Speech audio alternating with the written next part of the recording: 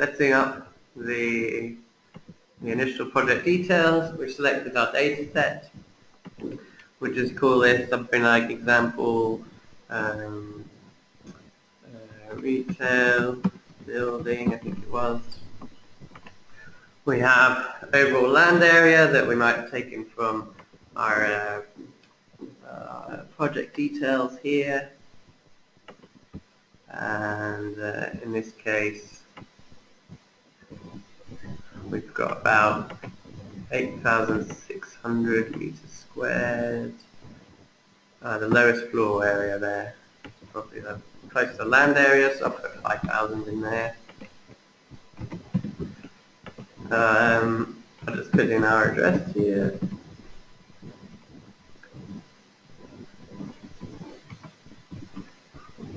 This is our Brighton address.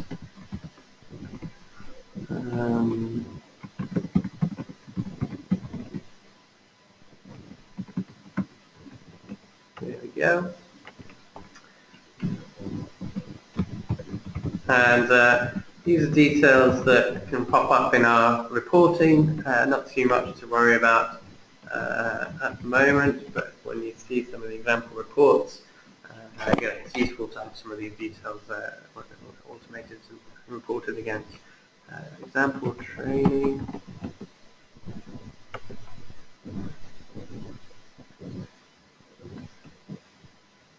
So now we have the lifecycle modules.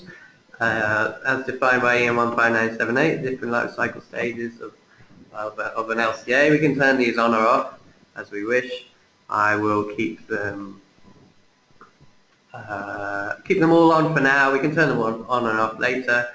Quite often for an LCA for lead or green, you'll turn off stage D here, but it's useful to keep it on for interest for now.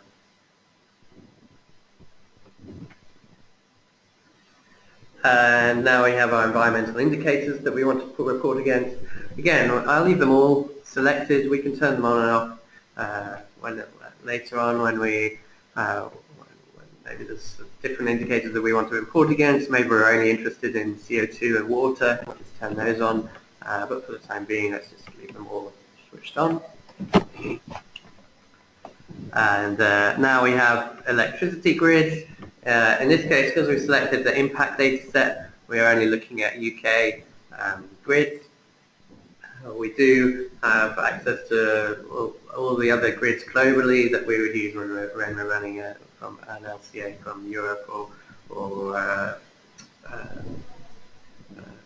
anywhere else in the world. So electricity grids, water grids, these are all defaults for the impact data set. Gas grids. And these elements here, I'll leave them as default for now. They come into play later when we look at the energy, but I'll just leave them as default figures.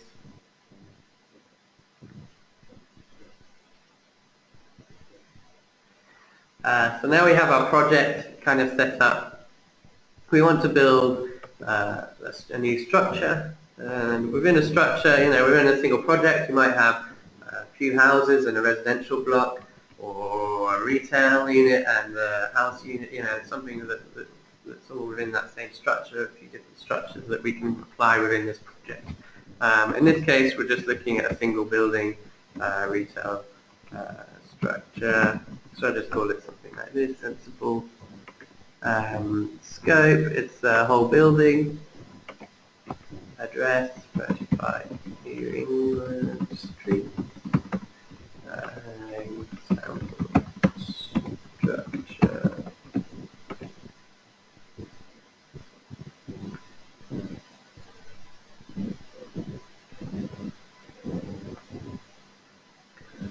So now we can define the scope, and that again comes into the reporting later on when we check whether we've covered off on everything within the scope. I'll just leave it as these defaults for now, but we can click and unclick everything that might be in or out of the scope of this LCA. Typically, your finishes, superstructure, everything in there will be included. Let's include the roof as well. Services, equipment, let's not include any of those. For impact LCA, we don't need any of the services equipment. And yeah, we can define this later on again as well. We can set what we've included, what we haven't included, what's in and out of the scope of the LCA. Likewise for water, we can define what's in and out of the water scope. I'll just leave everything in for now, just so keep it simple. So that's our structure level, and now we need to start actually building some models. We've got the project set up, got a structure set up. Within the structure, we'll have a few models. We'll have a base design model. We might have an improved design, a final design. We might have a few different iterations, some tests. So we'll call this one base design, and we'll go for yeah, how many stories is this that we're looking at?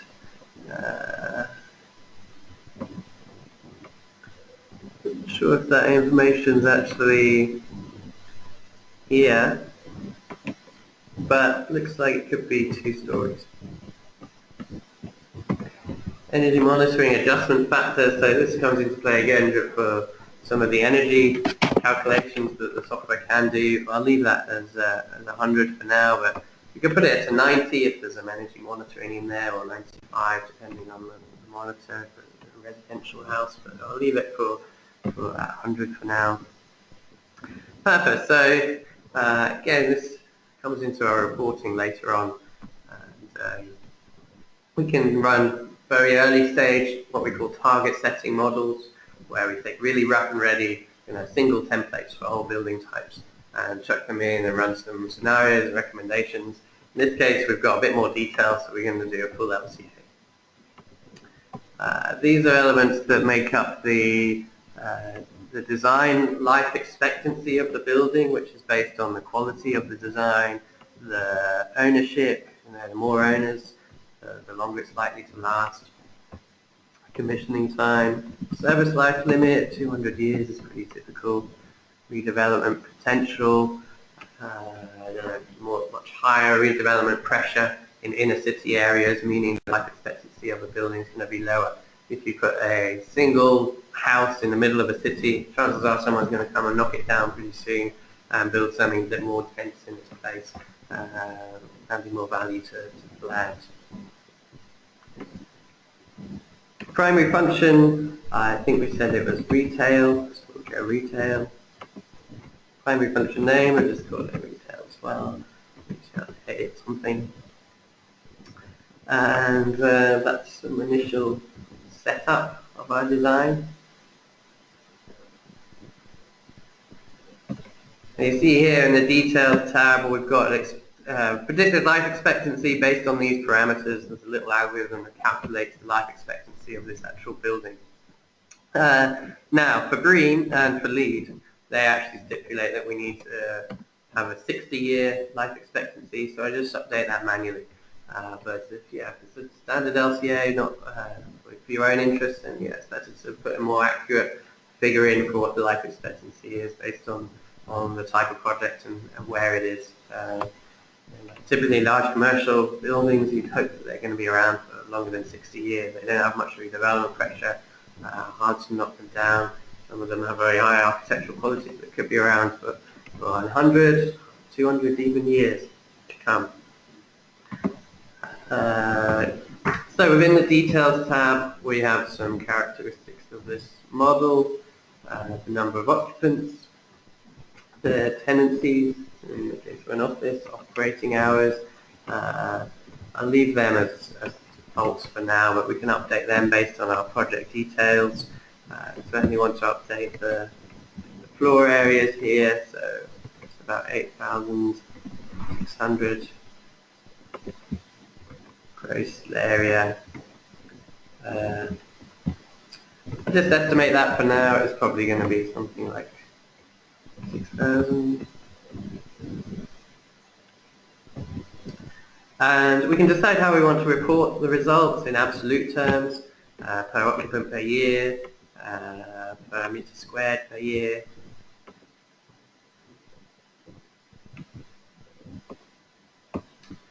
and that's our basic model set up now.